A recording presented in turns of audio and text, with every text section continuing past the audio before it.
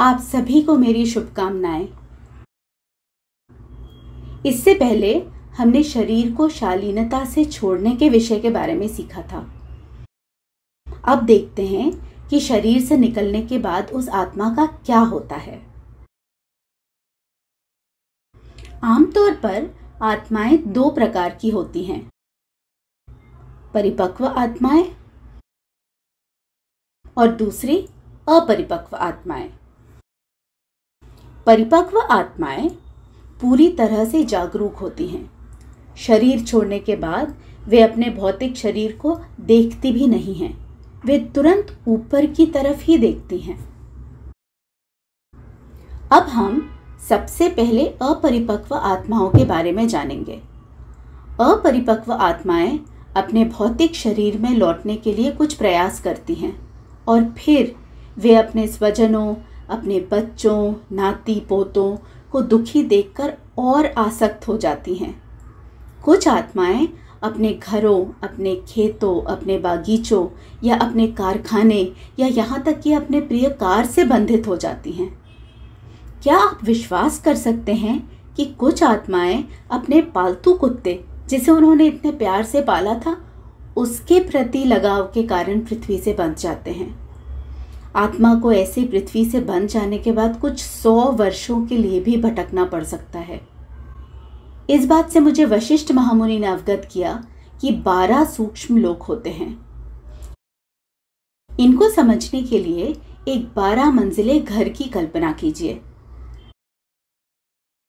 सबसे नीचे के सूक्ष्म लोक में वे आत्माएं जाती हैं जिनके 10% अच्छे कर्म और 90% बुरे कर्म होते हैं। इसी प्रकार 5वीं सूक्ष्म लोक पर वे जाते हैं जिनके 50% अच्छे कर्म और 50% बुरे कर्म किए होते हैं। जब हम 9वें सूक्ष्म लोक पर पहुंचते हैं तो सिर्फ वे आत्माएं जाती हैं जिनके कर्म 90% अच्छे और केवल 10% बुरे होते हैं। इस प्रकार से हमारे अच्छे और बुरे कर्म और प्रारब्ध कर्म के ऊपर निर्भर हमें इन सूक्ष्म लोकों में जगह मिलती है। हमने यम के दूत, शिव और विष्णु के दूतों के बारे में सुना है ना? जो नीचे के सूक्ष्म लोक से आते हैं उन्हें यमदूत और जो उच्च लोक से आते हैं उन्हें शिव या विष्णु दूत कहते हैं। अब परिपक्व आत्माएं क्या करेंगी? शरीर से मुक्ति पाने के तुरंत बाद परिपक्व आत्माएं अपने गंतव्य सूक्ष्म लोक के मार्गदर्शक गुरुओं की सहायता से अपने निर्धारित लोक में पहुंच जाती हैं। इसके विपरीत अपरिपक्व आत्माएं भटकती रहती हैं। सूक्ष्म लोक के गुरु 16 दिन तक, जब तक अंत्येष्टि क्रिया होती है, तब तक मार्गदर्शन के लिए उपस्थित रहते हैं, परंतु इन अपरिपक्व आत्माओं को इस विषय का कोई आभास ही नहीं होता। उसके बाद सभी मार्गदर्शक गुरु भी लौट जाते हैं।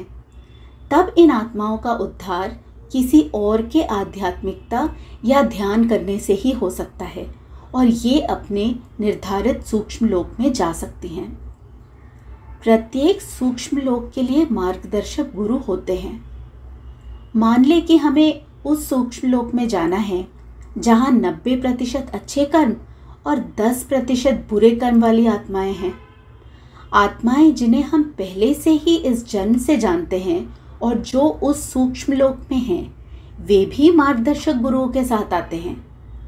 इस तरह अपरिपक्व आत्माएं कई साल या सैकड़ों साल व्यर्थ में गंवा देते हैं क्योंकि उनमें ये जागरूकता ही नहीं होती कि मार्गदर्शक गुरु उनकी सहायता के लिए उपस्थित हैं। लेकिन परिपक्व आत्माएं जो इस तथ्य से अवगत हैं, वे उच्चतर सूक्ष्म लोक के लिए बिना कोई समय नष्ट किए प्रस्थान करते हैं, जहां वे आवश्यक मार्गदर्शन लेके जल्दी से अपने प्रारब्ध कर्म को पूरा करके शीघ्र ही उस स्थान पर लौट आती हैं जहां से उनकी उत्पत्ति हुई थी। इसलिए प्रत्येक सुषुम्ना क्रिया योगी में ये जागरूकता होनी चाहिए कि वे अपने भौतिक शरीर को छोड़ने के तुरंत बाद पृथ्वी लोक से अनासक्त अपने मार्गदर्शक गुरु के साथ अपने उच्च सूक्ष्म लोक के लिए प्रस्थान करें।